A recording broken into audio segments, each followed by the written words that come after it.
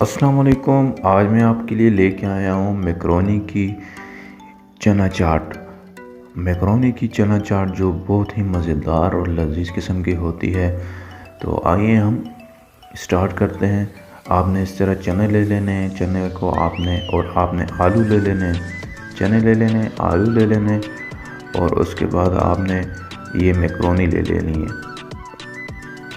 Macaroni اور یہ اس کی آپ اسکرین شاٹ لے لو، یہ ساری اجزاء اس ریسیپی میں یوز ہوں گی، کتنی کوانٹٹی تھا اس کی اسکرین شاٹ آپ لے لیں۔ اس کے بعد آپ نے سب سے پہلے آپ نے کوکر میں چنے بوائل کر لینے، آلو کو آپ نے بوائل کرنا ہے چھوٹی چھوٹی کیوبز کر کے، ٹھیک ہے۔ اس کے بعد آپ نے پانی کو بوائل کرنا ہے، اس میں تھوڑا سا آئل ڈالنا ہے اور حسب ذائقہ آپ نے نمک ڈالنا ہے، یہ میکرونی کے لیے۔ تو آپ نے میکرونی کو بھی بوائل کر لینا ہے۔ آئل اس لیے ڈالنا ہے تاکہ آپ کی میکرونی آپس میں جڑے نہیں، تو آئل آپ نے لازمی ڈالنا ہے، ٹھیک ہے۔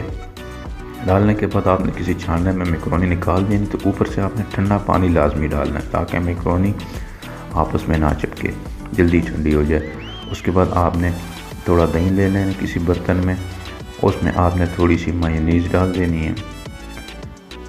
مایونیز ڈالنے کے بعد آپ نے اس میں چینی ڈال دینی ہے۔ چینی ڈالنے کے بعد آپ نے اس میں بلیک پیپر ڈال دینا ہے اور نمک ڈال دینا ہے، یہ دو چیزیں آپ نے لازمی ڈالنی ہیں۔ اور اس کے بعد آپ نے دڑا مرچ اگر آپ کی اپنی مرضی ڈالنا چاہتے ہیں تو ڈال لیں، ورنہ کوئی ضروری نہیں ہے تو آپ دڑا مرچ بھی ڈال سکتے ہیں، میں نے دڑا مرچ بھی ڈالی ہے۔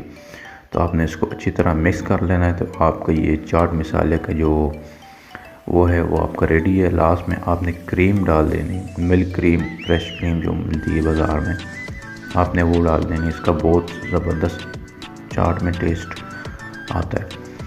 دوسری سائڈ پر آپ نے اس میکرونی کو ایک کھلے سے برتن میں آپ نے ڈال دیں جو آپ نے بوائل کی تھی۔ میکرونی ٹھنڈی ہونی چاہیے، ٹھیک ہے۔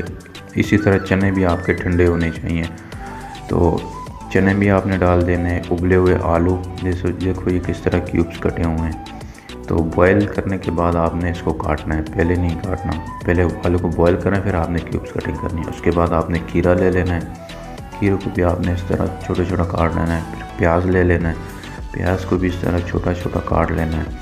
اس کے بعد آپ نے ٹماٹر لے لینا ہے، ٹماٹر کو بھی اس طرح آپ نے چھوٹا چھوٹا کاٹ لینا ہے۔ لاسٹ میں آپ نے سبز مرچ لے لی ہے، سبز مرچ آپ اپنے حساب سے ڈالیں، اگر زیادہ کڑوی ہے تو کم ڈالیں، اگر نارمل ہے تو پھر آپ تھوڑی زیادہ ڈال سکتے ہیں۔ اس کے بعد آپ نے وہ جو دہی کا مکسچر بنایا تھا وہ لاسٹ میں آپ نے اس کے اوپر ڈال دینا، اس طرح کر کے مکسچر ڈالنے کے بعد آپ نے اس کو مکس کر لینا۔ مکس آپ ایسے طریقے سے کریں تاکہ آپ کے آلو بھی نہ ٹوٹیں اور میکرونی بھی نہیں۔ اس کے بعد پھر آپ کی یہ میکرونی چاٹ آپ کی ریڈی ہے۔ خوبصورت ڈش میں آپ ڈالیں اور سرو کریں مہمانوں کے آگے۔ میرے پاس یہ